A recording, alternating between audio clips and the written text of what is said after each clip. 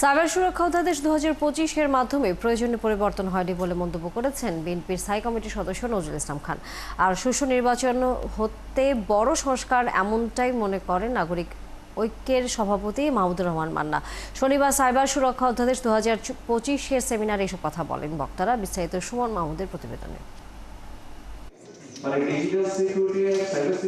Dhaka reporters ইউনিটিতে cyber সুরক্ষা অধ্যাদেশ 2025 কতটুকু সুরক্ষা দেয় বিষয়ক সেমিনারের আয়োজন করে নাগরিক ঐক্য।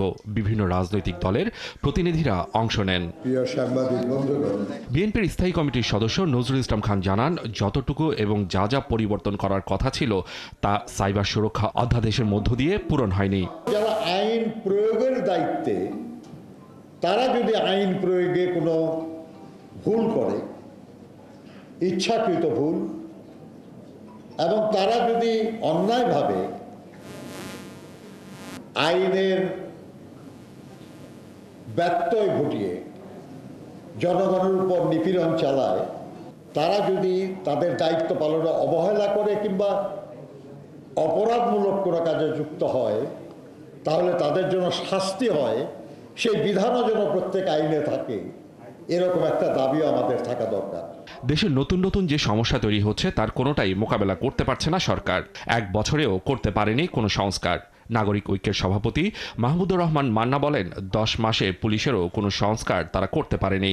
যেহেতু তারা পারছে না, এক বছরে পারেনি, আবার কেউ যদি বড় দল বা মাঝারি দল একটা আপত্তি করলে সেটার মধ্যে যেতে পারবেন না, তাহলে সবচাইতে বড় সংস্কার হওয়ার বিষয় ছিল ভালো একটা নির্বাচন দিয়ে যান। পুলিশের একটা আইজি বদলে দিলেন, তাতেই সব কিছু হয়ে যাবে? পুলিশের দুটো ডিআইজি বদলে দিলেন, তাতেই পুলিশ ভালো হয়ে যাবে? পুলিশকে নতুন করে সংস্কার করে জায়গায় আনতে হবে। আপনাদের এক বছর যাবার পরে এর ব্যাপারে কোনো অগ্রগতি তো নাই। অতএব সেই পুলিশকে আপনি আবার বলছেন বিনা পরোয়ানায় গ্রেফতার করতে পারবে, তো পুলিশ সবই তো করতে পারবে তাহলে। অতএব আমরা খুব স্পষ্ট কণ্ঠে বলতে চাই, এই আইন রাখা চলবে না। যাদের জন্য আইন, তারা কতটুকু সুফল ভোগ করতে পারবে এমন প্রশ্ন তুলে আইনের অধিকার সম্পর্কে জনগণকে সচেতন করার কথাও জানান বক্তারা। আমাদের কথাই কাজ হবে মনে হয় আপনাদের।